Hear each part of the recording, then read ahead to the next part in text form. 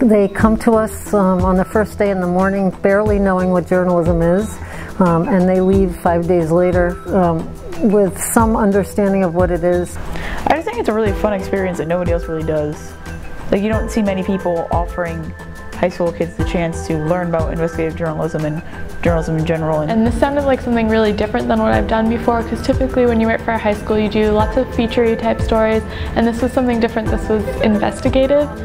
Journalism is something I want to pursue, and I like to have the opportunity to meet journalists, learn new things about journalism, and just get that hands-on experience. And basically what we try to do in the camps is to give students, try to give them a crash course in everything from how to interview people, how to research and work with data, how to storytell in a compelling way. We had a database reporter come talk to us. We had a woman who works for Digital First Media, so she was talking about the web and how to use that. We had a sports writer talk to us.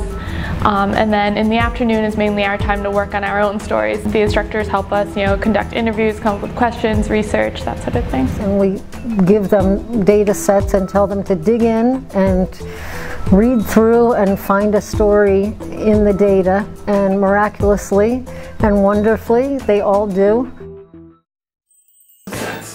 While most colleges are losing money, 3 major programs made between 7 and 15 years according to blah blah blah. The Hartford Hospital documentary. The story I'm doing is me and my best friend Alonzo Erskines.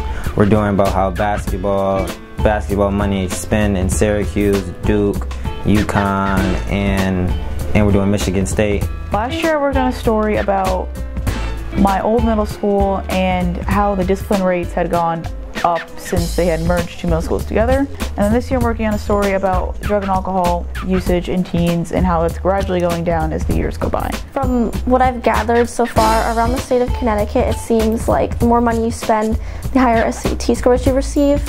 I found out that in New Haven, it took 5 years for females to outscore males on the CAT test. I'm looking at per pupil expenditure and how it relates to graduation rates. So does increasing school spending actually lead to greater academic success or not?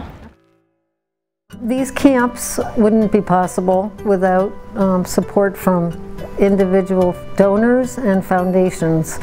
The tuition for these camps, for our staff time and the facilities we use at the 2 universities is considerable. And because we're a small nonprofit whose main mission is news, journalism, we have had to seek funding and continue to seek funding to underwrite scholarships for the students who attend the camps. We do not want to have to turn anybody away who shows promise and interest in improving their reporting and writing skills. It would be painful, I think, for us to have to do that. Because at first I was thinking about it, like I didn't want to come here, but now I like it a lot. I'd rather do another week, and I met new friends. I like getting one-on-one time with veteran journalists and having them teach us their skills that they've acquired over the years. And I like touring the Hartford Current because that's something I kind of want to do. I want to work in a newsroom, so I like being in that environment. Your writing ability improves. You make new friends. You learn more.